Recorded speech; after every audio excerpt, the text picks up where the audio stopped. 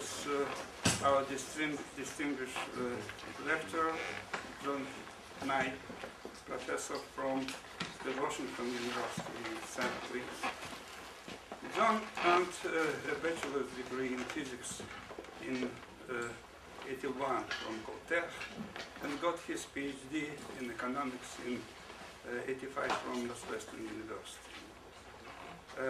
He wrote a lot about economic history of France as well as about trade relations between European countries.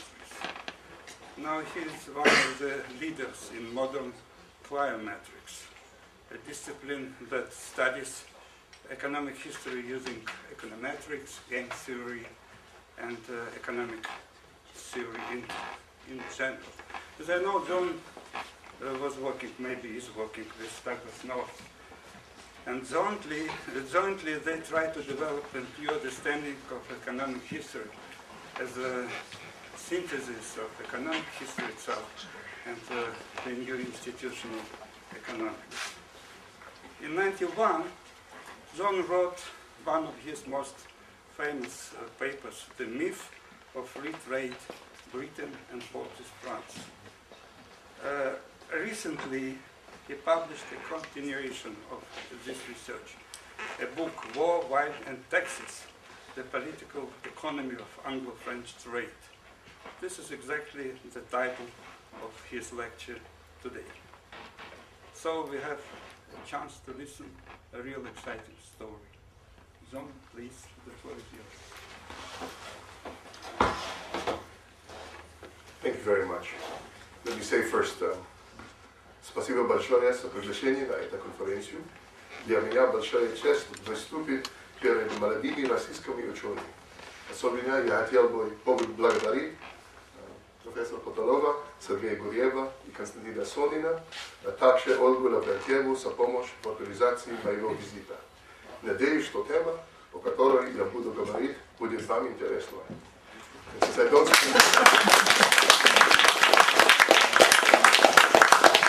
And since я не говорю по-русски, that's the limit of my knowledge,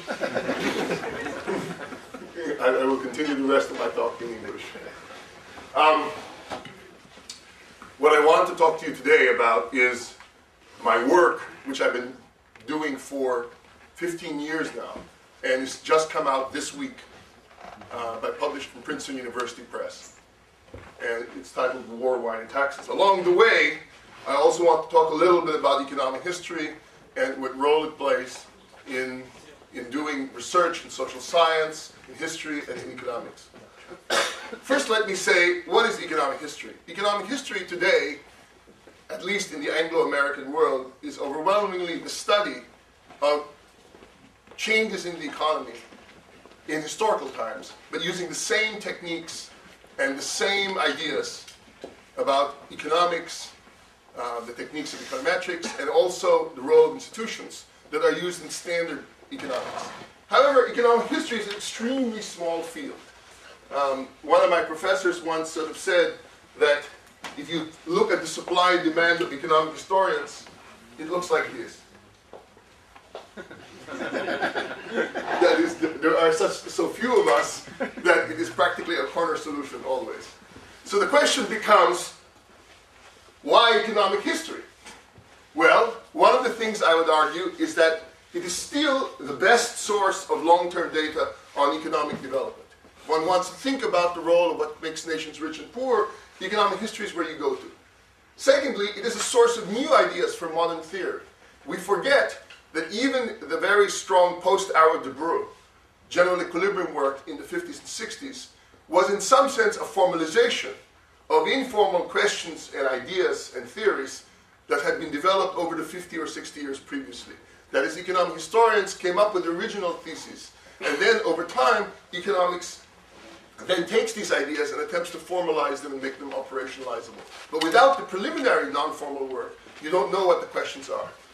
Furthermore, there's a strong recent interest by mainstream economists. In other words, as we have matured the late 50s and 60s tasks of working out the details, I would argue in both macro and micro, that is the sort of post-Keynesian and Keynesian sort of revolutions of people like Lucas and Sargent, of sort of working out the macroeconomic implications of different models, as well as the post-hour de Brew world of social choice and general equilibrium. As we've worked through them, mainstream economists are increasingly going back to history to ask new questions. So more recently, people like Asimoglu, Johnson, Robinson, Danny Roderick have all been looking at economic history. In particular, they've been looking at the work of people like Douglas North.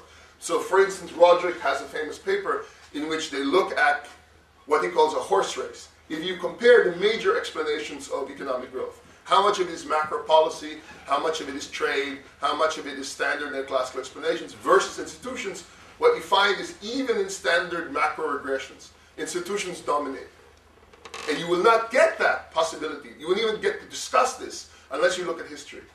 For instance, we were looking at, when I was going to graduate school in the 80s, a long time ago, static like me, you look at the fact that there was almost no mention whatsoever of institutions or property rights in the mainstream of the profession. It was common, even in the United States, to say institutions don't matter. Since then, there has been a very big turnaround. There's been a realization that for all the importance of standard neoclassical theory, there's more difficult questions of the legal rules and their actual enforcement and the particular social equilibria that countries in that help determine who succeeds and who fails. Finally, economics is fundamentally not a dynamic science. That is to say, because there are no closed-form solutions, there are no equations in motion.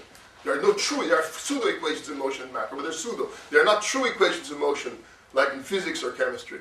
There's no true social dynamics in economics. That is, at the end of the day, even the so-called dynamic optimization models are just static models with make-believe functional forms. And in that sense, history gives us a way of thinking about the role of dynamics. And so what I'm going to do today is I'm going to tell you a little bit about my own work, about some interesting questions and interesting stories that I think in and of themselves are interesting issues within historical debate. But I also think when you think about the implications of my work, they will allow you to ask new and interesting questions about the nature of development, about the nature of change, and about what we should be looking at in terms of modern data as well. Oh, by the way, if someone has clarifying questions, they should raise their hands. So the more important questions I will save to the end. So when I think about what I do, one of my advisors says, precisely because you're looking at such a broad topic, you always need to ask big and important questions. And so here are some of the important questions I asked as a background to my book. Why did the British drink beer? How did Britain succeed in raising taxes in the 18th century? And how did mercantilist England become free trade Britain? You look at that first question. Why did the British drink beer? And your first notion is eta shutka. And yet, from an economics perspective, it is a very deep question. Because if you think about it, within Europe, if you have enough trade, it is not clear why there should be any characteristics, why should there be any predisposition to drink, say, beer versus wine. After all, the French and the British houses intermarried. All the leading aristocrats knew each other. They are the same general racial and ethnic stock. Why should there be such big differences in terms of patterns of consumption? What explains why one country consumes something or not the other? You might say, well, one country can't grow wine. But we know, in a world of open trade, that should be irrelevant to the net consumption pattern. So if you were sort of saying the world is either has high transactions costs or less than open trade, that's an interesting issue. Secondly, Britain is an interesting example because Britain succeeded in raising taxes in the 18th century in a way that nobody else did. That is, they raised taxes and they didn't seem to destroy their economy in doing so. How did they do that? It was costly, but they did it in such a way that it was both enforceable and ultimately not too much of a detriment to the growth. This has all been a puzzle for historians. Finally, how do we explain the transition of Britain itself from a mercantilist state that was very opposed to free trade, and not only free trade, to free economics in all its forms, into the liberal England that we know? And my argument is that when you know the true story about what happened, you have both a more complicated and less simple story than the one that you're told in the history textbook. So, let me tell you my story. As they say, jilly-billy. One of the stories that you hear all the time is the idea that in the 19th century, Britain got religion, as we say in America. That is to say, the British leaders woke up one day and realized Adam Smith is right, free trade is good, open economies are great, they removed all their tariffs, and wunderbar. England became the great free trader. Now, you here in Russia should be suspicious of the fact that when politicians say, we have gotten religion, and overnight we will seem to reform everything, because we are doing this out of the kindness out of our hearts, and the depth of our understanding of economics, that you should hold on to your wallet. That this kind of thing rarely happens as smoothly as politicians would like you to believe. And part of this story I have is that this turned out not to be true. Or at least it was not true in the same way people thought. And how did I get this? The story I found is that in the late 80s and early 90s, I was studying France, not Britain. But one of the things I found is that, to my great surprise, Britain had higher tariffs than France for most of the 19th century. They even had higher tariffs than France after Britain went to free trade, and France supposedly did not. Very surprised. Let me show you the picture I first drew. This is a simple picture of average tariff rates. What is an average tariff rate? I simply add up the value of all tariff revenues, divide it by the value of all imports, and you write down that percentage. If you look at this number, this is Britain. And this number here is France. This figure there is France. Britain supposedly goes to free trade in the 1840s, whereas the French supposedly don't do anything, and yet it is not till the 1870s that their average tariffs are equivalent. I remember when I first did this, I did it in the early versions of, I think, Lotus or Excel. Earlier, much worse computer programs than you have today. And when I first did it, it had no legends. I just put the numbers up and I assumed, oh, okay, the high number is France, the low number is England. And then I looked at the legend and I said, wait a minute, this can't be right. So I checked. So I said, I'm going to have to ask about this. I've never seen this. And I was teaching economics by that time for a long time. I've never seen this. Remember, this is not a minor issue. This is like somebody telling you the Great Depression never happened. I mean, I look at this and I'm going, somebody must have noticed this. Because this is such a simple calculation. So I said, well, I should ask one of my colleagues. So I thought, Doug North is across the street. His office is 2 doors down from mine. So I walked to North's office. I said, Professor North, have you seen this? And North looked at it and he goes, are you sure, John? Are you really sure? I said, yes, I did check, we did the numbers. Why don't you call some people up? So I called McCloskey, Mokir, I called Jeff Williamson, I called several prominent economists. Finally, I called Larry Neal, who was editor-in-chief of Explorations, and he said, you know, John, you better be very careful. This is either a major discovery, or you will be remembered as a great fool. And not willing to be stopped de la pomme. I went out of my way to do and redo the numbers and to make the calculations as robust as possible to various transformations. And I couldn't find that under any situations whatsoever I could get this thing to narrow. It's very strange. You sort of said, in fact, it was so strange that people didn't believe me at first. I went around the country giving papers to this. It's really interesting how things work in the United States. My paper was just in rough form. I hadn't submitted to the journal yet. I just simply written a working paper, sent it to 2 or 3 people, and within 2 weeks my phone was ringing. I had gotten calls from Harvard and MIT and Berkeley and UCLA to fly out and give talks about this. And the typical thing was, please come out so we can beat up on you. Because this must be wrong. And so we went around the country, gave a lot of talks, and we argued about it. The reason is that people couldn't believe it because why didn't people know Britain was a free trader? Well, historians told us. And why do historians think Britain was a free trader? Because Britain told them. Did anybody ever bother to look at the numbers? The answer was no, surprisingly. For something this important, nobody had actually bothered to look at the published data. Moreover, I went back to the French archives and recalculated the French numbers, and it turns out the French numbers are actually lower than this picture. When you actually lose primary sources, the actual numbers you get are even lower than the ones you go with. So the interesting question is, if this was true, how could people ignore it for 200 years? Well, 150. The answer is partly this. When we think about the 19th century, we think about industrialization. And Britain lowered most of their tariffs. They removed something like 2,000 tariffs. France still had many tariffs. However, what they don't tell you is almost all of the British tariffs were on items that were not binding in trade. In fact, most of the British tariffs they removed were on items on which Britain had a comparative advantage. It would be like Japan saying, let us remove all tariffs on cars, but keep the tariffs on rice. Well, guess what? The Japanese are very good at making cars. They're not very good at rice. So for the Japanese to remove tariffs on cars but not rice doesn't help Japanese free trade very much. But that's exactly what the British did. The British had a comparative advantage in manufacturing. They lowered their tariffs in manufacturing first.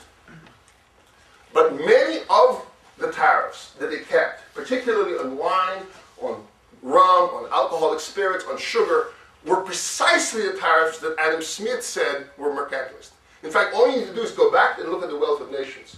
And you look at the chapters in which Adam Smith talks about the problems of mercantilist Britain, and almost all those tariffs are still in place after they quote-unquote go to free trade. In contrast, the French have a lot of tariffs on items that are small as a fraction of total trade.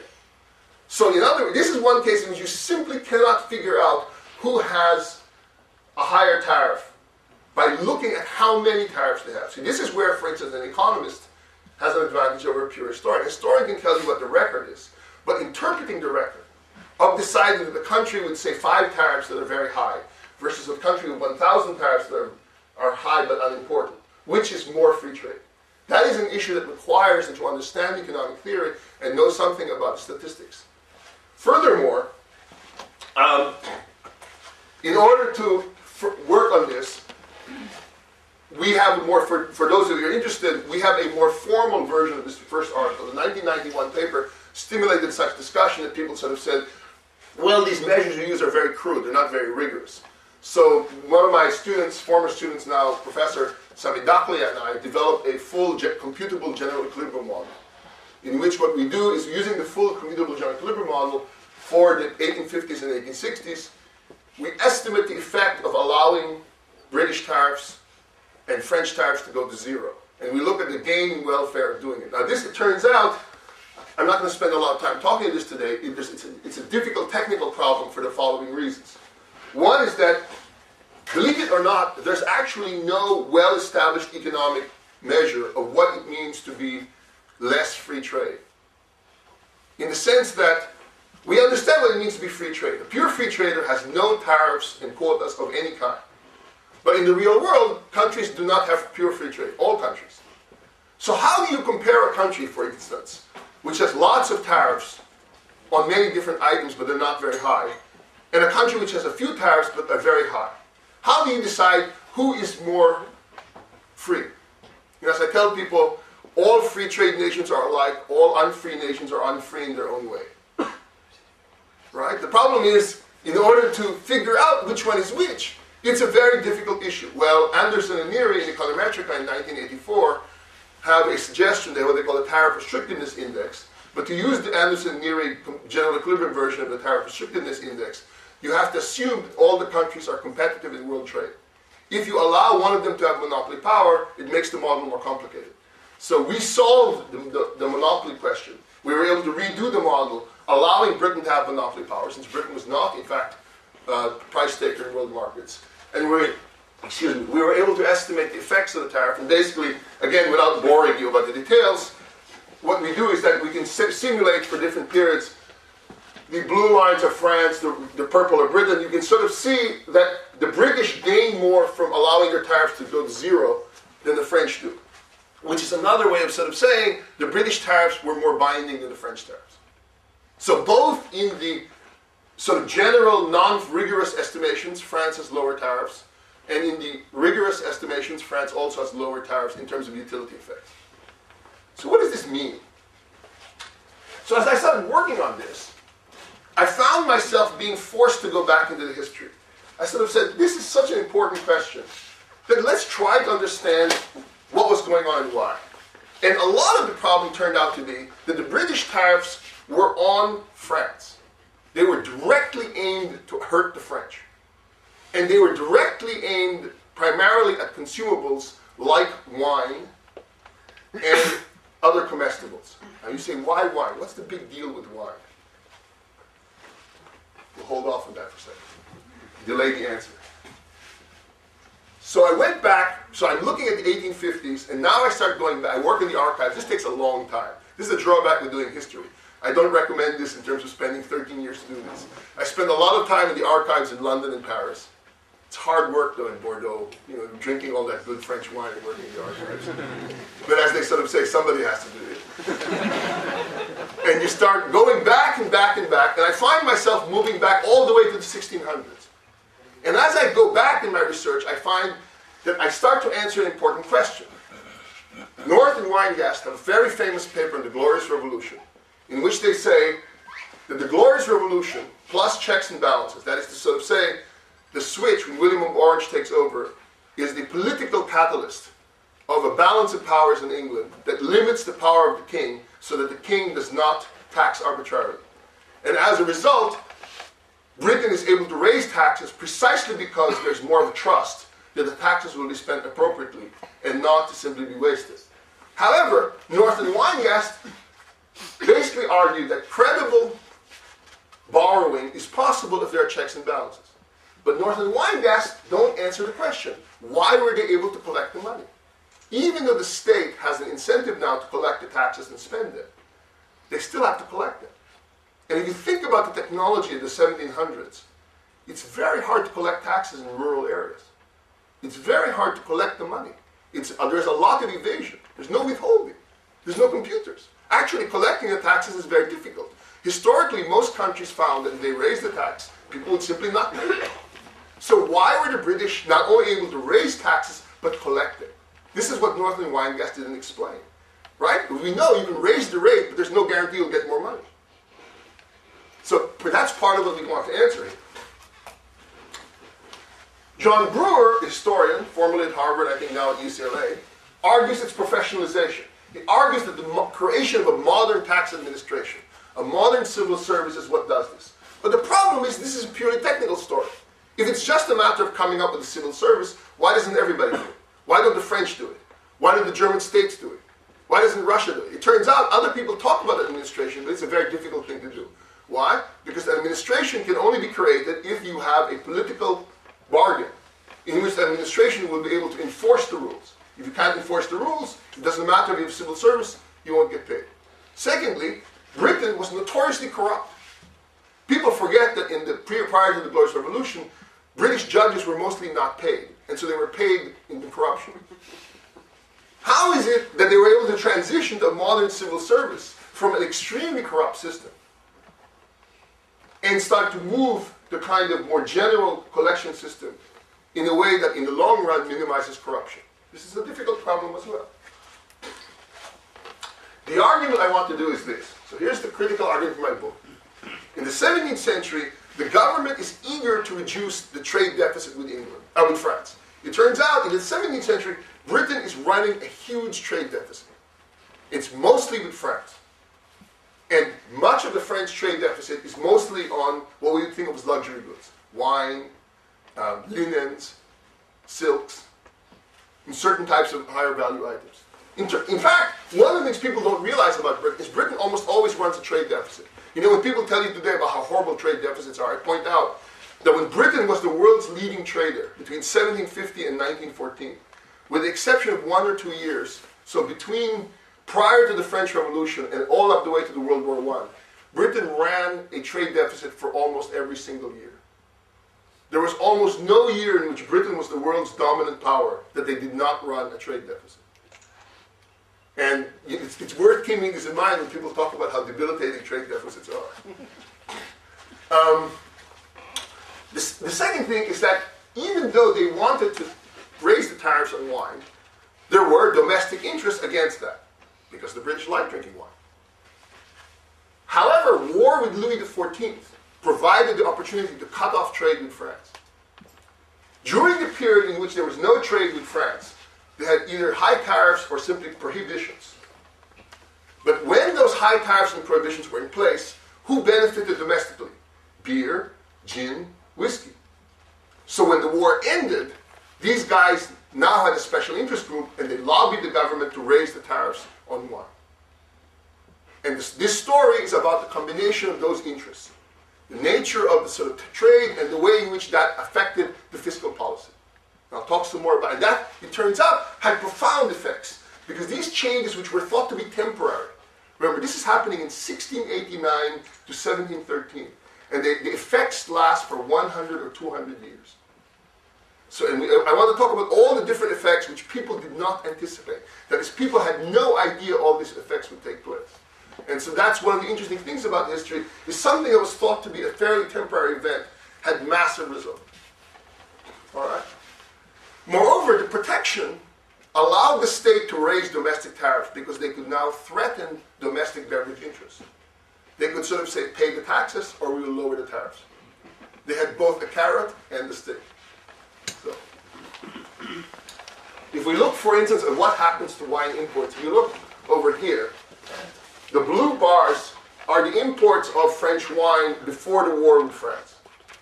You get to be, over here, I don't show you the war because they're importing nothing. And then the war ends and you get this very small amount after the war. In contrast, if you look at what happens to Portuguese wine, it shoots up. And Spanish wine goes up as well. Let me tell you a couple of basic things about background. First, you may not believe it, but wine and booze, alcohol, is more important than people imagine. For most of human history, alcohol was the only safe drink. Think about it. In the 17th and 16th century, water was dirty. Milk was not pasteurized. You had a very high chance of dying from it. Fruit juice was unavailable most of the time. Right? Tea and coffee were still not well known. So the only safe drink was alcohol. In fact, if you look at John V.C. of Berkeley showed me data that for Dutch orphanages in Holland, these are for little children. In the mid-1700s, the mid-18th century, the largest item of the budget was beer. These are for children, for foundlings. Think about it for a second. It makes sense. Beer has certain advantages, right? It's cheap. It has calories. And it's like an early form of crowd control. Undoubtedly, in an orphanage in which you don't have very careful care of these children, orphanages are not very good things in the 18th century. Having your kids be always slightly drunk keeps them probably quiet, is my guess. But it turns out most of the workforce all over the world was always slightly drunk.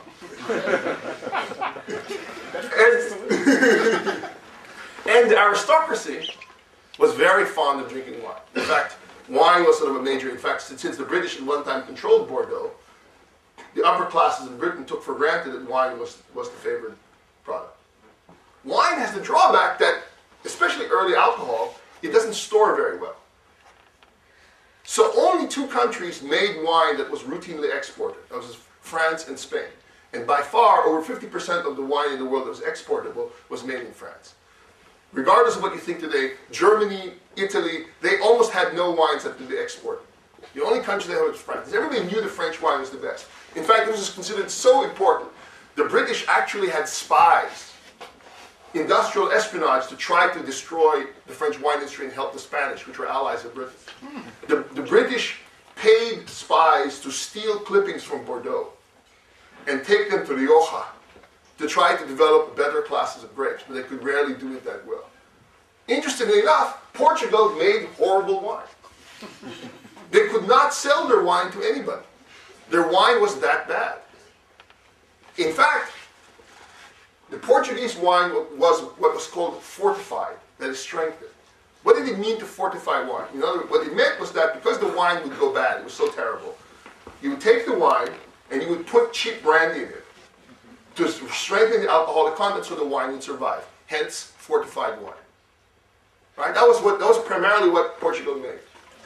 So for a country that has almost no exports of wine, how do they get to the point that they can replace most of France? That's part of our story there. Well, it turns out there's a couple of things. One is that most Portuguese wine is British. What do I mean British? Portugal is a semi-colony of Britain in the late 17th century. Portugal at that time has many areas that are called factories. If you look up the word factory in American dictionary, it will not give you the correct translation. Factory today would be what you would think was combinat or something of that sort. But that's not what is meant by factory in those days. In those days, a factory would be like an export processing zone. It was where goods were produced for re-export. There were English factories in Portugal devoted to making products for re-export. These were sufficiently independent of Portugal that there were British workers on Portuguese soil and British judges. For instance, if a British sailor committed a crime in Portugal, he was judged not by the Portuguese, but by British judges. The exporters were British. The money people were British. The ships were British. If you doubt that, you go to the wine store and go look at the names of the ports from Portugal today. They have Portuguese names like Sandemans. They're all British names. 90% of the names of Portuguese port from Porto are British. There's a reason for that. And an interesting issue is that when the French wine was knocked out of the British market, there was a huge opening for foreign products. Portuguese wine entered that market, a highly protected market, moreover with the help of Britain. In addition, it was not a natural entrance. It was done on purpose. In 1704, the Methuen Treaty was signed. This also is in the Wealth of Nations. The Methuen Treaty was signed guaranteeing Portugal a tariff that would be 1/3 lower than the tariff of any other country, in exchange for Portugal keeping open their trade to Britain. So right there you know that the very famous example by David Ricardo is wrong. David Ricardo has a famous example of a comparative advantage where Britain exports cloth and Portugal exports wine. That's a bad example. Because that's an example of colonial trade, not of free trade. Because Portugal would not have been able to do it if not for preferential tariffs from Britain. It's in Adam Smith too, by the way, so it's surprising that Ricardo didn't notice this. Moreover, an interesting aspect about the tariffs is they were not ad valorem. That is to say, most tariffs are ad valorem. They are a fraction of the value. So if, let's say it's a 10%, today many tariffs are 10%, say, or 20%. So if the good costs $100, you pay a $10 tariff. Most goods had an ad valorem tariff, but wine paid a volume tariff. It was per gallon or per liter. Now let's think about the effects. Now as economists, let's think about what it means to be a per volume tariff. If it's a per volume tariff, what kinds of wines are going to be most harmed by a fixed tariff? The cheap. The cheaper the wines, the more they'll be excluded. The more expensive the wines, the easier it will be to get in because they're relative. Think about who drinks which. The high-end wines are drunk by the aristocracy. The cheap wines are the ones that are most in competition with the cheap gin, whiskey, and beer. So a high volume tariff effectively destroys the trade in the mass market product, while still allowing good wine to come in for the elite. Right? But how come the Portuguese exports were so high then? Very good, because the other thing you have is that at the lower end, the price of wine is roughly proportional to the alcoholic content for cheap wine. Portuguese and Spanish wines are higher alcoholic content than France. The relative price effect for fixed tariff is going to favor the more alcoholic product. Secondly, even at that, the Portuguese have a discount. Remember, not only is it a volume tariff, but the Portuguese are paying a lower volume tariff than the French. Finally, there's one other advantage of a volume tariff. The volume tariff minimizes smuggling. Well, think about it. If you have a value tariff, your incentive is to smuggle high-value items. Right? If the tariff is 10%, you would much rather smuggle one $10,000 bottle under your arm. Right? But if the tariff is for volume, the tariff hits biggest on the cheap products. You can't just walk into England and say, I'm smuggling in 100 cases of wine under your arm, and you will not notice. So it solves many problems at the same time. It doesn't hurt British friends so much. It helps British friends on the abroad. It hurts France, and it makes it hard to smuggle. It's a very clever result. So the motivation is that the key to 18th century British tax system is tariffs on alcohol. Absent war with France, they would have taxed land and income. I'll talk about this some more. The domestic deal, the industry gets monopoly profits, the government gets taxes. In other words, if we look at this as very cynical, we say, so the British start to protect their domestic industry. These guys start making a lot of money, and you can see they're making a lot of money. Do you expect that the government is going to sit there quietly and say, you're making a lot of money? Wonderful. Congratulations. Поздравляю. They don't say that. What they say is, pay now. They say pay more. And for the first time, they can raise taxes and say, oh, by the way, if you don't pay the tax, guess what? Maybe we should make French wine cheaper. So they have, what we say in English, a carrot and a stick. They have something to encourage them, and they have a stick to punish them. So they have enforceability. So the result is that the government grows at a historically unprecedented rate. Tariff revenue grows 5 times faster than GNP growth in the 18th century. All right? That is, by the end of the 18th century, income from taxes is almost 600% the income of the change in total income. So this is a gigantic, even the rates, so notice, Britain is changing rates only a little bit. But the collection rate is exploding. So you have much more compliance. In addition, the British encourage monopoly in beer. In an earlier period, when the tariffs were simply ad valorem, when they were local taxes, excise taxes, the British attitude was the more beer people drink, the better. We will earn more taxes. But it turns out they weren't getting very much money that way. Now, with the current system, they want to be able to cooperate with the beer guy. But how do they do that? They encourage oligopoly. They encourage monopoly. They limit entry. It's very interesting that in the 17th century, the British sort of say, everyone should be allowed to make beer. In the 18th century, they say, you know, for the sake of public health, we need to restrict the production of beer. They actually changed the law so that, for instance, in 17th century, if you want to open a beer brewing house, you could ask any judge to get your permission. If the judge denied you permission, you bribed another judge, you got it.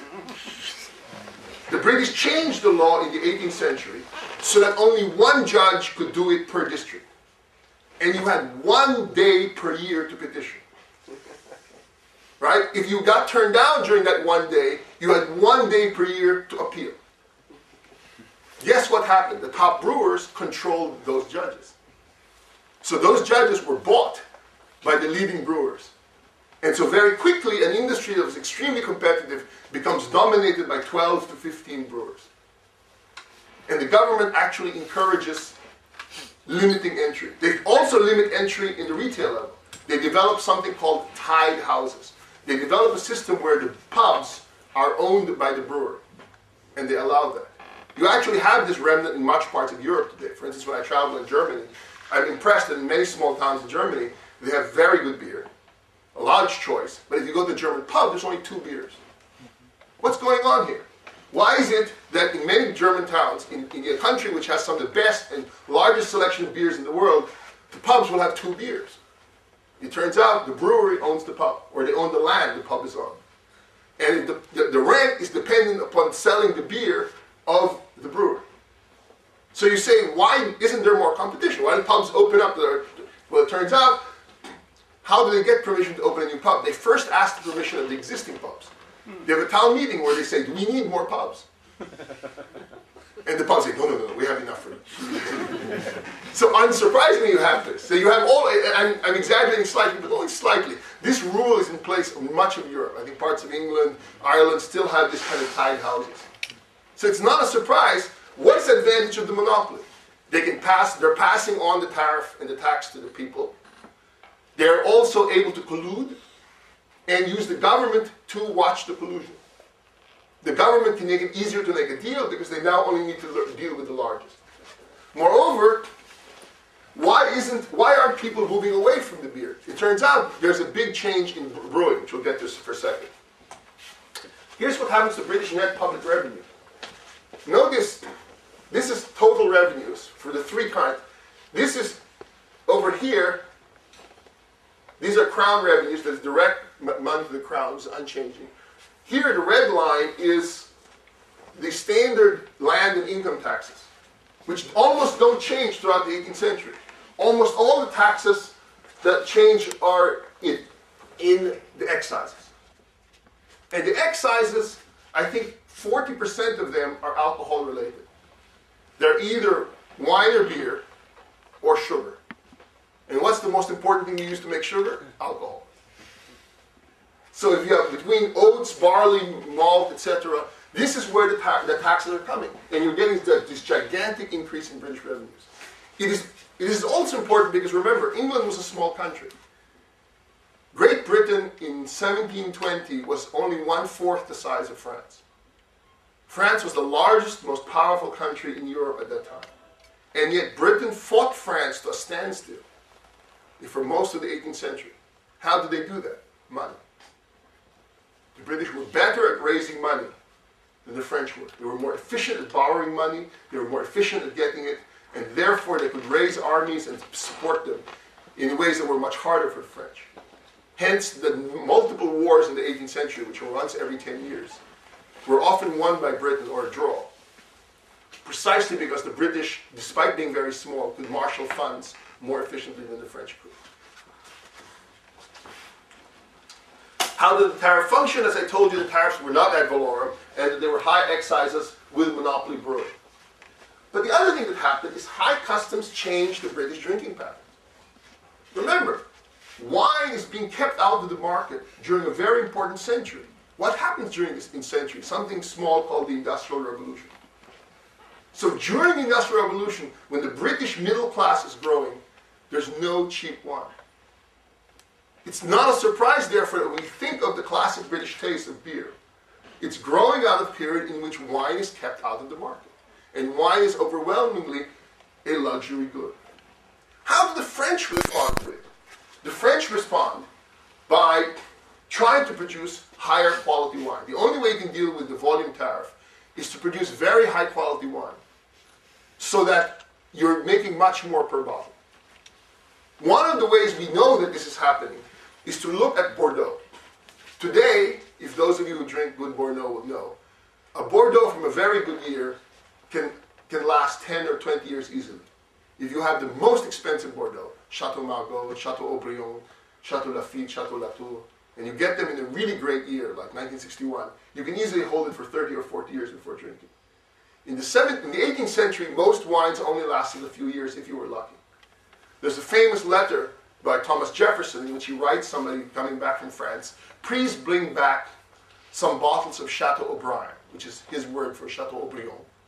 Because, Jefferson says, Chateau Haut-Brion lasts 6 or 7 years in a good year. Today that's a joke. Chateau Haut-Brion in a good year will last 60 years. What happened? The French invest huge amounts of what we would call today R&D, research and development, in developing higher quality wines, which they often sell to the elites. And the British are buying this. Moreover, the British are changing the structure of their purchases so it's overwhelmingly very high quality goods. Now here's the problem. How do I know they're buying mostly high quality wines? Because we don't have direct data on that. Here's an example of how you use indirect evidence. If you look at the distribution of wine imports, you can see that basically very little of it goes to France by volume, because most of my data is volume. But here's one of the ways we can find out how good French wine is coming into Britain. We have measures of how much wine came in bottles versus barrels. Very little wine is going to be exported in bottles. What's the problem with bottles? Oh, sorry. What's the problem with bottles of wine? What's the problem with shipping a bottle of wine as opposed to a barrel? It can be destroyed. It's very expensive. It's heavy and it can easily be destroyed. So you're only going to ship very good wine in bottles. If you look at most countries, the ratio of the amount of wine in barrel to bottle is very high. In Britain, it's one of the lowest. It's extremely low. So that is to say, the share of wine being imported, which is in bottles, is the highest of any of most of the countries. That is to say, the countries with very high tariffs, or which have very high transportation costs, have very low barrel to bottle ratios, small numbers, which is another way of sort of saying they have a very high bottle to barrel ratio, which is consistent with the non-numerical data about the British buying the better quality stuff. What's the problem with USA? USA actually has some tariffs. It's part, and you have the Navigation Acts, and you have an extension of certain types of British. The US only has revenues from customs, right? And in the early colonial period, they're following British rules, and after independence, the US is a system where almost all the US revenues are coming from tariffs. Right? The U.S. has no income tax. In the U.S. Constitution, income tax is actually unconstitutional. So the tariffs are a big part of it, which is actually making it hard to import stuff. So why don't Americans drink that much beer then? Why don't Americans? They do actually. Americans are beer drinkers. Well, not that much as British. Not as much as British, but that has to do, in the American case, that's more complicated. It has to do with prohibition and sort of changing. That we're talking the 20s now when you get out of a lot of these changes. What happens in Britain? Well, you have a very big change in brewing technology. The 1700s see what's called the beer industrial revolution. That is to say, for the first time, beer is brewed in big vats, and it's produced in large factories. In fact, the first beer that's done in high quantity, economies of scale, is porter. It's dark beer. So the Guinness style beer is the easiest beer first to brew in large amounts because it doesn't burn as easily. It's much later that ale comes. Moreover, they go from being home brewed to being big business. Moreover, with the rise of London, with urbanization, the transactions cost of brewing at home start to grow. Right? The opportunity cost of people working as wage workers in factories or brewing their own beer starts to go up. And it's much easier to buy the beer. So even though it's restricted and there are price controls, the technology is actually lowering the price very fast. So basically what's happening is the government, by controlling the price of beer, is actually keeping the price higher than it would be. It's a little bit like the modern equivalent of telephones. For a long time prior to the mobile revolution, governments regulated phones. And even the technology of phones was driving the price of phone calls down very fast. Governments kept the price of phone calls high and only allowed it to go down very slowly. And so you get monopoly rates in between. That was what's happening with beer. In a brewery, these big vats. See, porter is one of the early ones. If we look at beer, here's like the numbers. These pink numbers and these blue numbers are the production of small beer, that's weak beer and strong beer. It's very unusual, you see. This is the whole period from the 1600s to the early 1800s. Alcohol is an exceedingly normal good. What does that mean in economic speak? It means to say that as your income grows, your consumption should increase proportionately. This is a period in which British population is doubling and tripling, and per capita income is growing, and beer consumption is almost not changing. That tells you that there are artificial things suppressing the quantity of beer. What is the green line? The green line is what happens to gin. Initially, this is what's called the gin age. When you have the restrictions, people substitute by making a lot of gin, and eventually the gin age in the early 1700s leads to a spike in consumption of gin, and the government cracks down on gin. It's very common to substitute by having gin and beer together. They take the gin and dump it in the beer and they drink it. And the government starts to crack down on that. The modern equivalent of that I know is Iceland. When I was visiting Iceland in the 80s, for a long time Iceland had very weird rules. Iceland used to be so that hard liquor was legal and beer was illegal. It's a very strange system. The Icelanders felt that beer was consumed by young people, so whereas hard liquor was for older people, so keeping beer out was good for the health of young people. Of course, that didn't work very well, as Russians would know. But interestingly enough, what helped to break the rule in Iceland was that in the 80s they started importing Musi beer, which is non-alcoholic beer from Switzerland. So what would happen in Iceland? Young people would go up and order a Musi beer, order a Black Death, that's the Icelandic vodka, and put Black Death in Musi beer and drink that. Not a very tasty drink. And just thinking about it makes my throat hurt. But nonetheless, under those configurations, you would not be surprised that the Icelanders finally figured out it's probably better to just let them buy beer. From protection to dependence. The initially protected tariffs, so the tariffs are initially not about revenue. They're about protecting domestic industry. But here's the interesting thing. You can't have a protected tariff that eventually doesn't bring in revenue. Just as you don't have a revenue tariff that doesn't eventually have protective effects. So the initially protected tariffs lead to so much revenue from customs and excise that by the 19th century, the reforms are hindered. So it is true that in the 19th century, the British are moving to fair trade, or at least their leaders are ideologically liberal. But they are also aware of the fact that now if they cut the tariff on wine, they're going to have a lot of problems with the beer industry. And their public finances will be endangered. So you actually see in the 1840s discussions of the fact that we want to cut tariffs to encourage free trade, but we're worried that if we do that, that we're going to have political problems, and we're also worried that our public finance will collapse until you get a longer-term supply side effect. They believe in the long run, freer trade would lead to more income. But in the short run, there's going to be a shortfall that will cause political problems.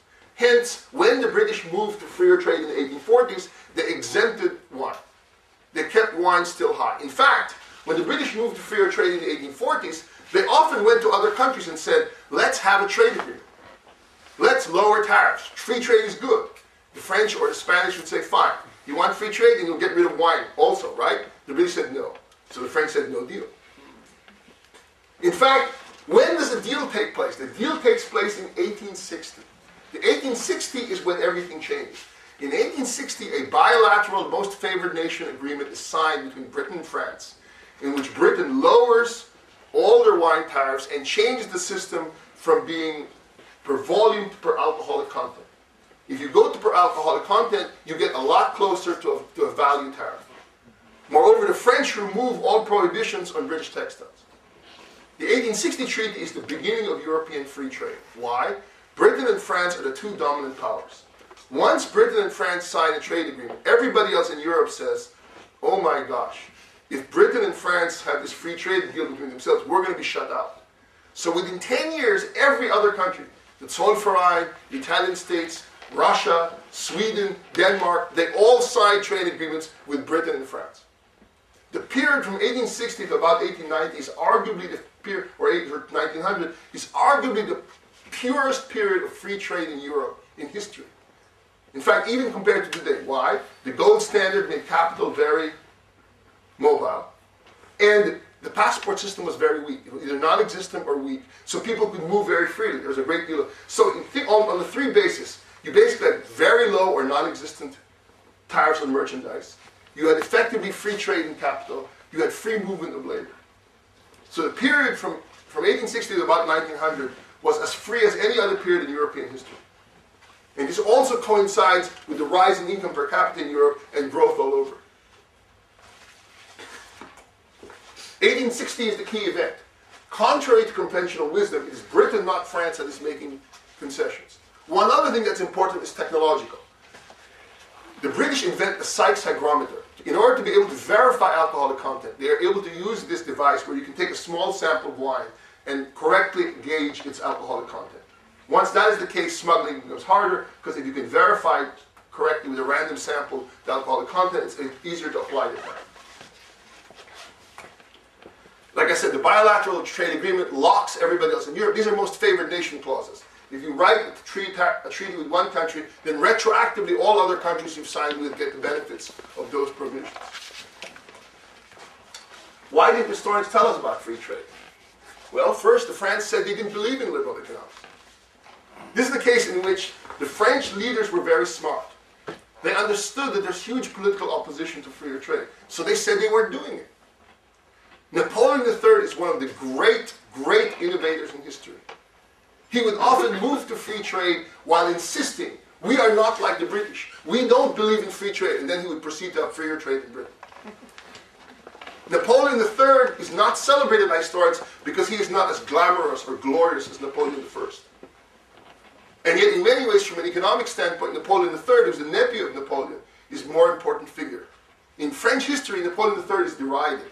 He is referred to as Napoleon the Small, Napoleon the Idiot, l'Empereur Crétin, the fool. And yet, it is Napoleon III who builds the French mercantile system.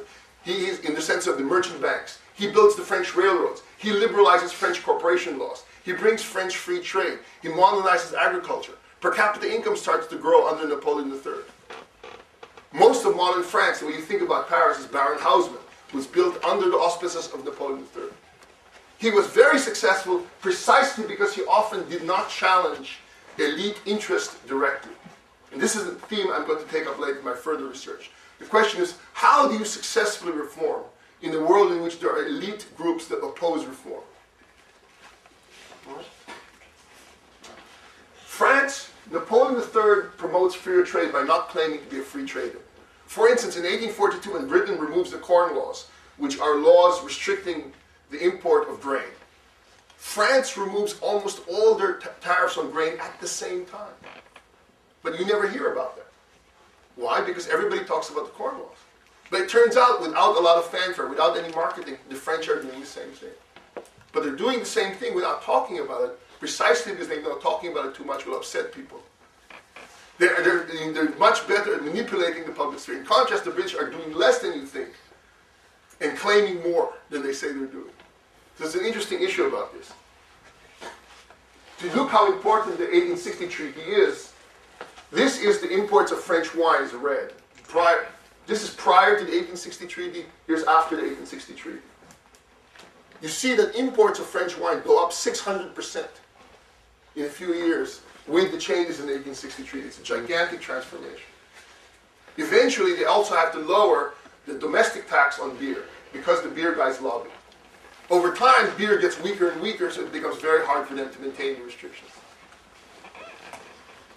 Customs as a share of revenue, also UK is much higher than France, and the UK customs share falls. They're aware of the fact in the longer run, the customs, this is actually a share, because actually customs revenues don't fall as a result of the cuts, but the relative share declines. And the British start moving towards an income tax and away from excise taxes. What does this mean? The law of unintended consequences. A temporary quote-unquote embargo arising out of one-time conflict had effects which lasted 2 centuries. Was free trade bad? People always ask me this. People think, oh, now he's saying free trade is bad. My answer is no. Britain succeeded despite having maintained inefficient tariffs. So I'm not saying that Britain was successful because of the tariffs. I'm saying the tariffs were in some sense a necessary byproduct of the political maneuvers that were necessary to improve Britain. But the tariffs themselves were bad. However, can we ask the question, did the 18th century rent-seeking serve to stabilize liberalization? In other words, were these tariffs a bribe to the British nomenclatura to accept overall reforms in exchange for more money in the here and now? And this is one of the questions I try to develop in my current research. Remember that more revenue does not necessarily mean a better economy. Many historians will also assume that when you have good fiscal policy, you will necessarily do better. But that's not true. Fiscal policy is merely an ends. It's merely a means to an end. It's not the end itself. So nobody is still studying what the costs of this tax boom were to the British. Moreover, the distortionary policies clearly lowered the welfare in the short run. The question must be, how much was the liberal change in Britain allowed by this change? And was it enough to offset the distortion? Because in some sense, the British policy kept too many people in the beverage industry and not enough in industry. But there may be some complaints. Policy lessons, political saliency is not equal to economic reality. That is, don't trust contemporary opinion. To this day, I bet if you look at the newspapers and see what are the most important economic items that the Duma faces, you should not assume that what the Duma is fighting about is what's important in the economy. Very often, the things that are important for the economy are hiding. Just as in the United States, the Congress will often fight on very small economic provisions, but the things that have a big effect on the economy are hidden in the budget. And if you look at them, they're not fought about, but they are the things that are actually driving the effects of the budget. And here's where economists have a big role to play in history. The unanswered questions I want to look at is how does one balance the gains from professionalization against the rise of parliamentary rent-seeking? In other words, what happened in Britain is that Britain gets rid of a lot of corruption at the local level in exchange for more corruption at the state level. But the state level corruption is done in such a way that in the long run, even that is removed. But in the short run, they actually allow more state corruption as a bribe to the elites to tolerate a professional system being built, which in the long run destroys the privileges of the elite itself. And future research is to continue this. Along with Joel Mukir of Northwestern, I have a paper coming out on this problem of rent-seeking elites in honor of Mansur Olson. It's going to come out in the Southern Economic Journal this year. In the future, one of my goals is to compare transitions in Russia, Britain, and France prior to the French Revolution. In my view, nobody has looked carefully at the major 18th century powers and looked at how rules were actually enforced. If you look, for instance, at discussions of Russian history, there's a lot of talk of Russian policy under Yekaterina or under Alexander I, which talks about the laws in place. It doesn't talk about how the laws actually function. There's almost no work which actually looks at statistics, which actually looks at Russian firms, which looks at Russian output, which looks at Russian regulation, and looks about how they actually function from an economic standpoint. And I would like to do some of that myself. And one of the things we want to ask, the deep question is, what compromises lead to sustained liberalization? In the real world, it is rare that you get a kind of pure act of liberalization. Even when you do it, it's often reversed immediately. So we want to ask, what happens to actually encourage successful liberalization in a world in which people are not angels? Thank you very much. Now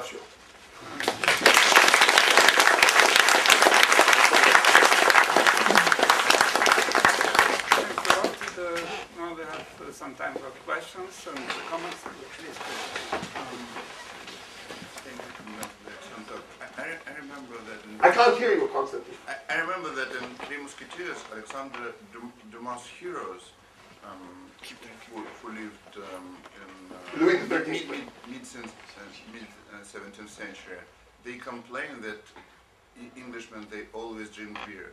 So probably, I wonder whether you talk about that Dumas was just followed by his recent evidence. He lived in the No. They're still drinking, even in Dumas' time, they're drinking more beer than wine. But the relative share of wine is much higher.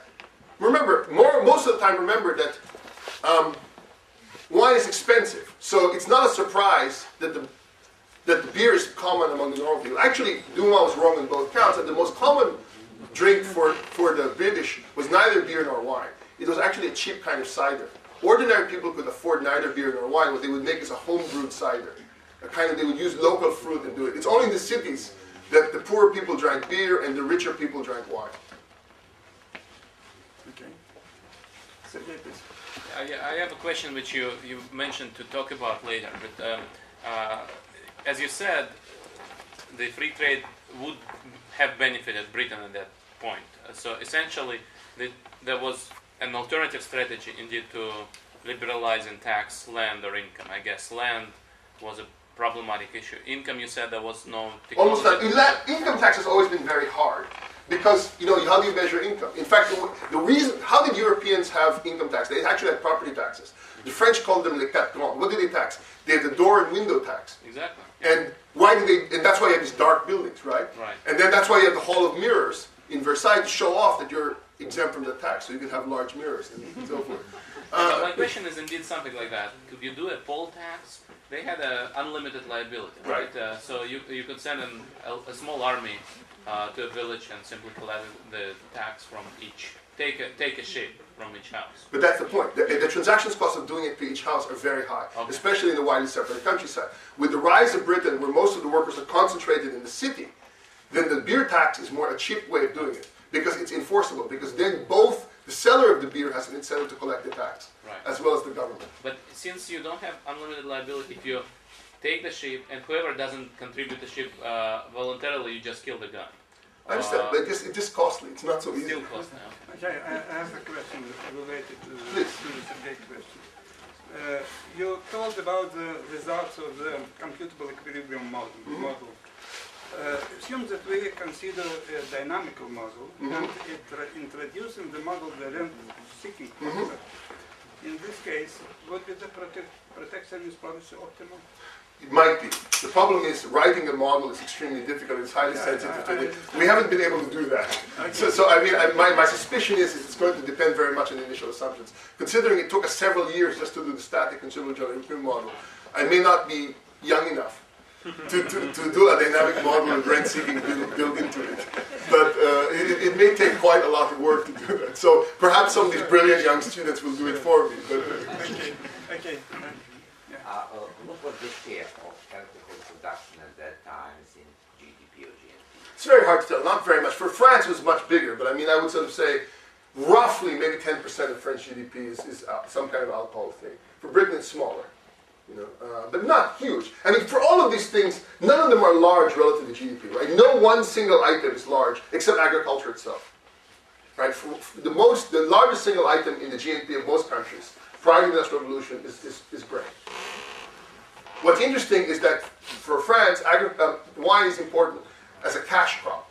That is, of the goods that are sold in the open market, wine is arguably always first or second. But in terms of total GNP, grain dominates since most people in the world are peasants. But they're consuming for themselves, right? They're not selling on the open market. So it's very hard to get a good estimate of these kinds of numbers. Right question. The one is, you told that over a long period of time, several, a couple centuries, England runs trade deficit. What about current account? You told that there were a lot of workers abroad. Oh, they still have, well, it depends on which years. It's less, they have less debt, but most of the time, even the current account's in deficit. Not always less, but most of it is still in deficit. Okay, and the second question is, if you look at the tariff revenues as a measure of openness, then the prohibitive tariffs, they will be just ignored.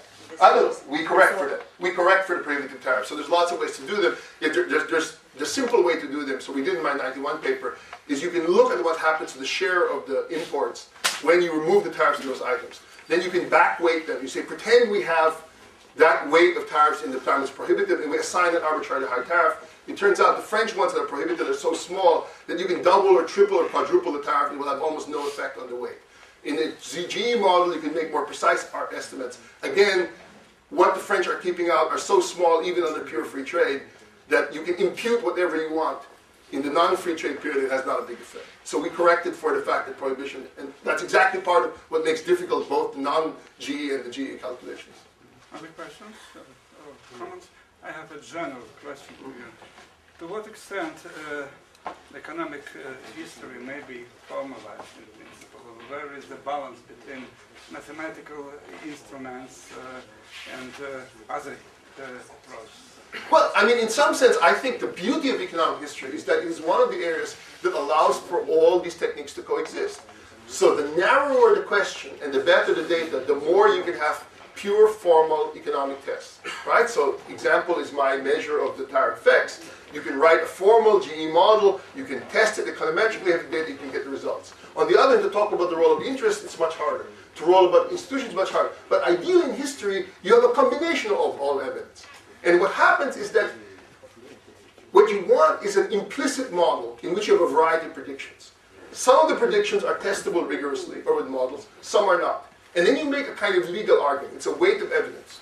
When all the various indicators are pointing in the same direction, you tend to believe you're correct. There's no proof. This is not particle theory. But you can combine both qualitative, descriptive knowledge with limited tests and data. And that's what I try to do. It's not an accident, I think, that many people famous for rigor are now looking for aspects of history. So Lucas has been looking at a lot of history in his work. Milgram has often looked to the game theorist to history. Tom Sargent has a book on money in the 18th century and French Revolution. So, and of course, Asimoglu, Johnson, and Robinson are now going back to north. Precisely because at some point, neoclassical theory does not generate its own theses. So history gives you a way of getting the big picture. And then you can combine that with slices to look at it. It's a little bit, I suppose, like forensic or detective work. You have a general picture, you have a case to be made, and then you look at minor things, whether the dirt under the fingernails, you look at others. So there are certain things you can do that are very scientific and very limited, but these are not enough. There's a context and there's a description. And so for me, that's the joy of economic history. The drawback is it takes longer. You spend time reading, thinking, weighing the evidence, and then still trying to do some of the econometric and theoretical work. And putting it all together is complicated. There's never a time, I cannot say, this is not like when I was an undergrad in physics, you could sort of say, okay, this is spin 1/2, and you could run have a particle collider and go, okay, the spin is -1/2, so you're wrong. You can't do that. But what you can do is that you can have a set of predictions. And when I was working in the archives very often, remember, this story came to me over years. What would happen is I would find something, and then I would adjust my model, my story. And I would tell myself, if you're right, I bet you will find this. And the more I looked, the more that confirmed my views, the more I was able to refine what to test for and what my story is. That's why I jokingly tell people I've taken a very long time to write a very short book. The book is only 150 to 200 pages long. So I probably spent, almost 1 month per day or something, per page on this book. So I'm working with like 15 years or something of that sort. So it isn't, as we say in the United States, don't try this at home, kids. Work harder than me. Okay, I think it was really exciting. Thank you very much. Thank you very much.